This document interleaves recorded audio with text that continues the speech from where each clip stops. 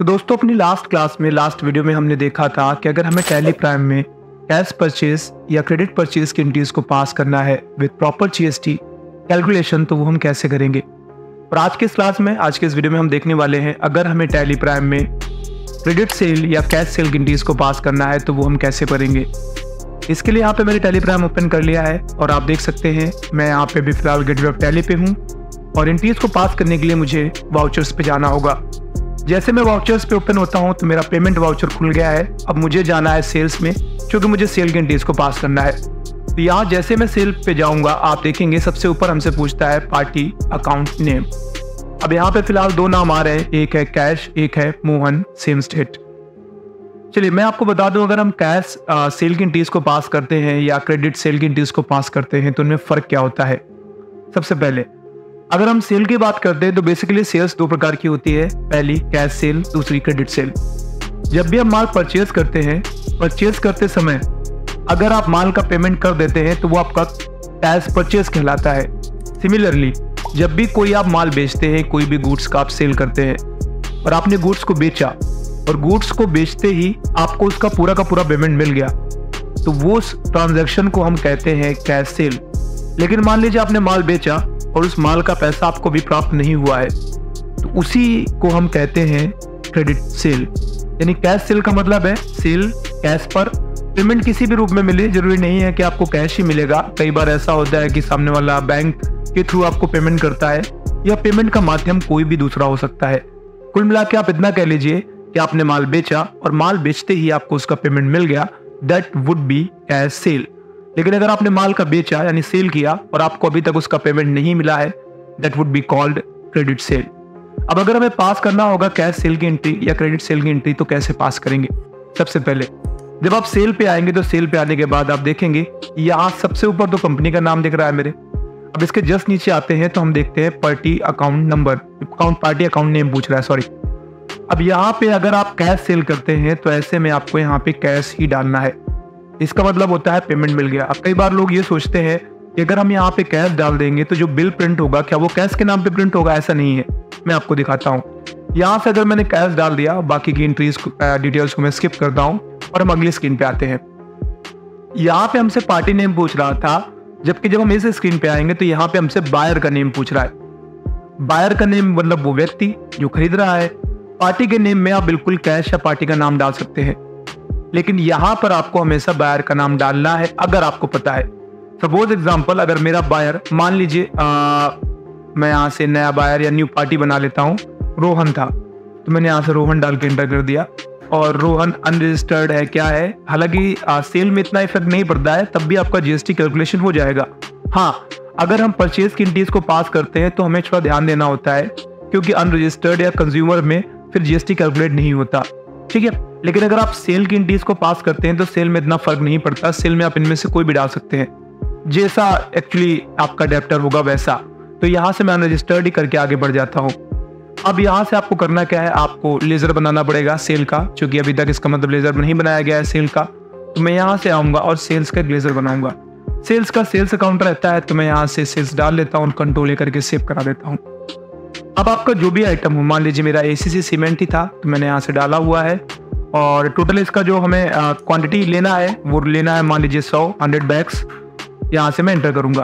अब इसका रेट क्या रहेगा, मान लीजिए मैं सेल कर रहा हूँ तो मेरा जो रेट है 370 है। एंटर करूंगा और एंटर कर दूंगा। अब यहाँ पर अगर आपको कोई दूसरा आइटम है तो वो भी आप ऐड कर लीजिए। अब आप ऊपर देख लीजिए यहाँ पे कैश पड़ा हुआ है, लेकिन आपने देखा क्या था, जब आपने एंटर प्रेस किया था तो एंटर प्रेस करने के बाद आपने रोहन डाला था। अब एक बार और एंटर कर लीजिए तो यहाँ पर ये आपका टोटल आ गया टैक्सेबल अमाउंट। अब इस टैक्सेबल अमाउंट पे टैक्स लगेगा और वो टैक्स CS या I जो भी हो सकता है। अगर आप जिस पार्टी को माल बेच रहे हैं अगर वो आपका सेम स्टेट से बिलोंग करता है, यानी जिस स्टेट से आप बिलोंग करते हैं तो ऐसे में C और S GST कैलकुलेट होता है। लेकिन अगर आप जिसको माल बेच रहे हैं वो सेम स्टेट का नहीं है, आप ही के स्टेट का नहीं है, तो ऐसे में I GST कैलकुलेट होता है, ठीक है।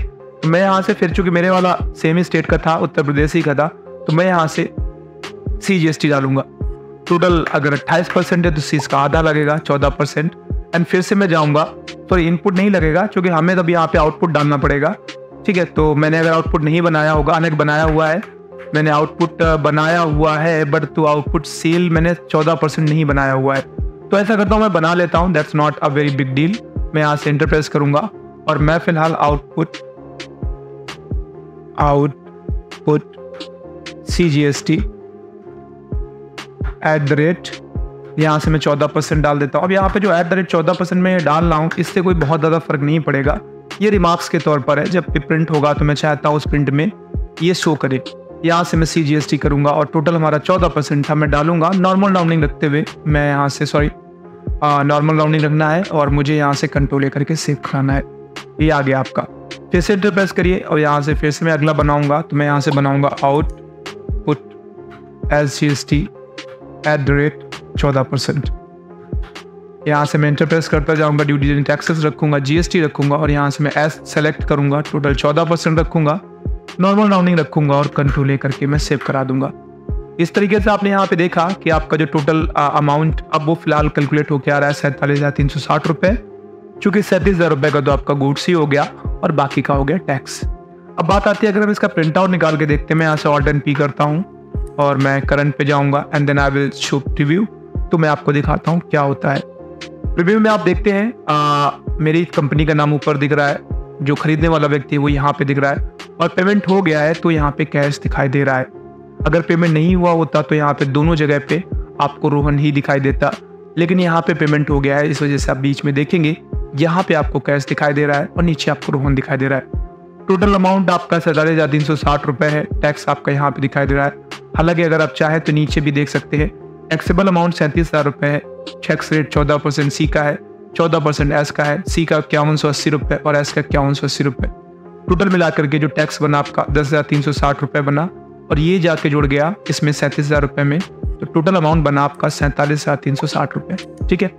अब अगर आप ऊपर चाहें तो आप यहाँ पे बैंक डिटेल्स नीचे ऐड कर सकते हैं। ठीक है, उसके पे मैंने वीडियो बना दिया है। और अगर आप ऊपर चाहें तो यहाँ पे आप लोगो भी ऐड कर सकते हैं अपनी फर्म का।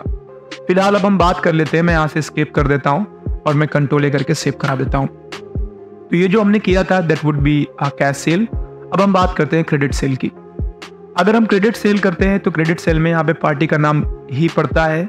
ठीक है, तो यहाँ से हम क्रिएट पे जाएंगे और इस बार मुझे फिर से बनाना पड़ेगा। मैं बना रहा हूँ रोहन, सेम स्टेट डाल रहा हूँ अपनी सुविधा के लिए और यहाँ से मैं डाल देता हूँ संडी। डेप्टर ही होगा, जिससे आप माल बेचेंगे वो डेप्टर ही होता है आपका।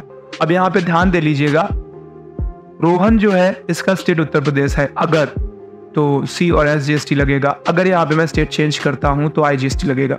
मैं कंट्रोल ए कर देता हूँ और मैं कंट्रोल ए करके आगे बढ़ता हूँ। फिर आपको अगली विंडो में कोई चेंजेस करना नहीं है, दोनों जगह पे ही पार्टी का नाम पड़ेगा। अगर क्रेडिट सेल है तो सेल पे जाइए और यहाँ से फिर से वही मैं सीमेंट ही लेता हूँ, मान लीजिए 100 बोरिया और रेट 370 ही है, रहने देता हूँ मैं। एंड देन फिर से यहाँ पे मैं एंटर करूँगा और अब की बार मैं फिर से आउटपुट CGST लेता हूँ, तो मैंने O दबाया एंड SGST आ गया आपका 14% और फिर मैंने वो दबाया और आपने देखा कि यहाँ पे CGST आ गया 14%। अब मैं फिर से कंट्रोल P करता हूँ या मान लीजिए मैं Alt + P करता हूँ, तो फिर आप क्या देखते हैं, मैं अगर इंटर प्रेस करता भी हूँ और मैं प्रीव्यू पे जाता हूँ तो आप यहाँ पे देखते हैं जो ओवरऑल प्रीव्यू आया है, यहाँ पे दोनों ही जगह पे पार्टी का नाम दिख रहा है, जहाँ पे थोड़ी देर पहले कैश दिख रहा था। बाकी ऑलमोस्ट चीज़ें एक ही जैसी हैं। हाँ, इससे फ़र्क ये आएगा कि अब जो रोहन होंगे वो आपके डेप्टर पोर्शन पे दिखेंगे। अब यहाँ पर मैं आपको दिखाता हूँ इससे फ़र्क क्या आएगा। अब अगर आप जाकर देखेंगे तो आपका बिल्स रिसीवेबल में रोहन दिखाई देगा। मैं एक बार चेक करके दिखा, यहाँ से मैं कंट्रोल ए कर देता हूँ।